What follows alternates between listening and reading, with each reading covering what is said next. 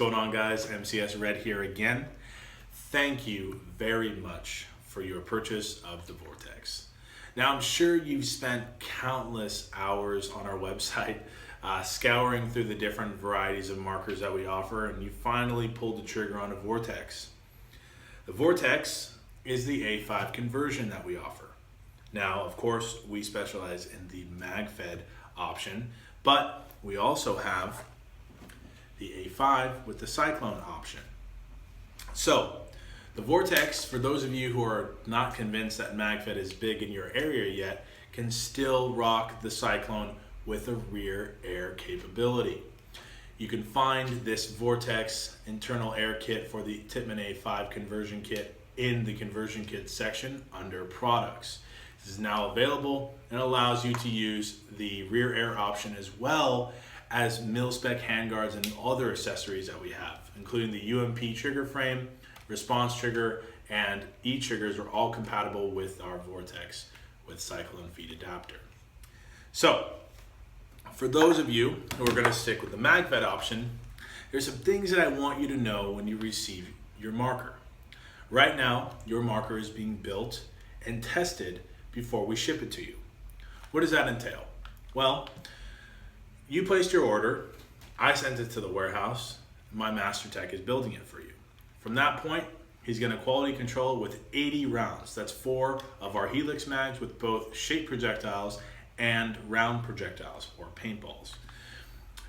Every single complete marker that we offer here at the mcsus.com website will be shape projectile ready. So if you want to shoot first strikes, or you want to shoot our red rounds to test, etc., you'll be able to do that right out of the box. The only thing you'll have to change is the springs on whatever magazines that you're using. Now, if you understand the A5 internals, you'll understand the Vortex very well. If you don't understand the Vortex internals, well, I'm going to explain it to you right now. The Vortex is a completely modular system. As you can see, compared to other units in our arsenal, the clamshells are held together by screws. With the Vortex, these are actually push pins that can be pushed out with your finger and or rubber mallet, punch, etc. This is the UMP trigger guard that has a safety selector switch here, which is held on by 2 push pins right here. You pop those push pins out, that trigger guard comes off. The magazine well is held on by a push pin right here. You pop that push pin out, you fold it down, pull down, and that magazine well comes off. Now, the rear cap here, whether you're using the rear air option or you have just a buttstock of some sort or any of the countless Tacamo accessories that we offer for the Vortex or A5, those are held on by push pins as well.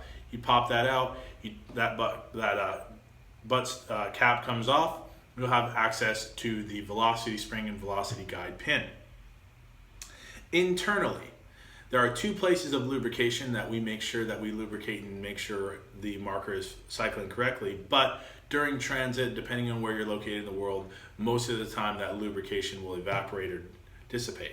So when you receive your marker, what I want you to do is take off these 2 push pins, remove the trigger guard, and you'll have access to the lower internal aspect of your marker.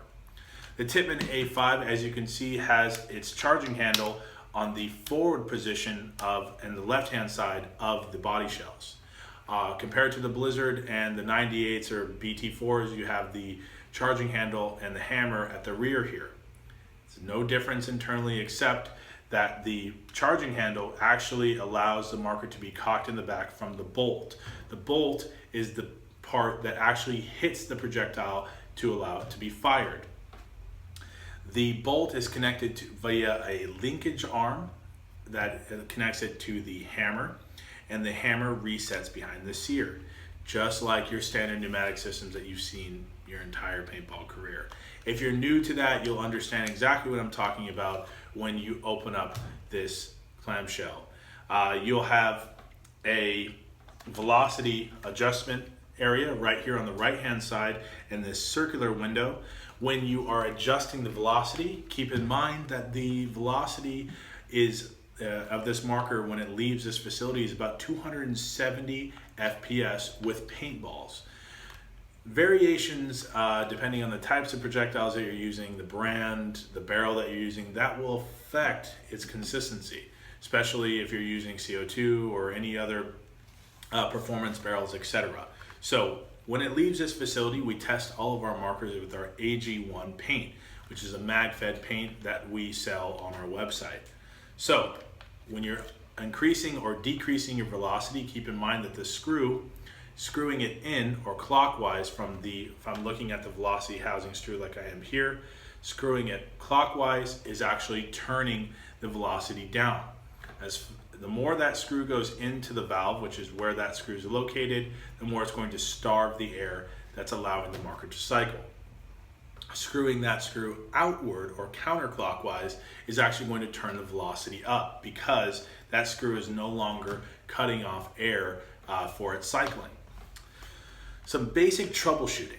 There's not very many problems that I see arise with the Vortex, but one of the most common would be burp firing. The burp firing, as we call it, is the brr, brr. When I press the trigger once, it wants to go back a couple times or twice, and you'll know exactly what I'm talking about because it's almost like a 3-round burst or even fully auto function.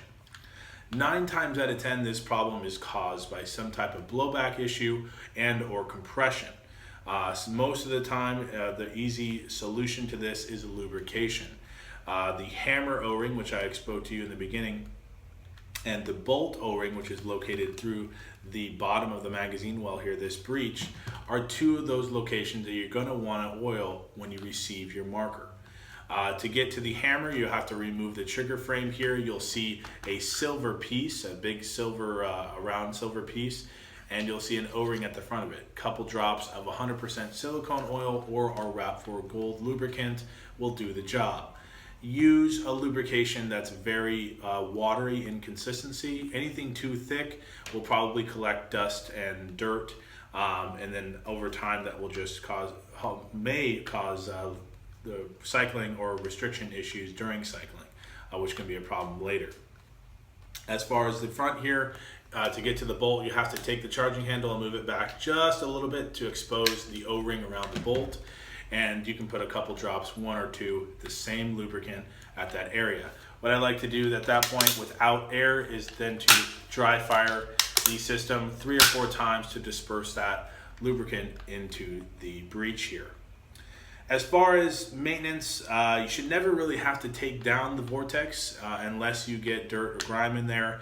Other than that, as long as you don't have brakes, if you do get a brake, one thing I like about these systems, you can take the barrel and the shroud off, take the magazine well off, dip it in some warm water, and then dry fire it with air to release that liquid and clean out that breech.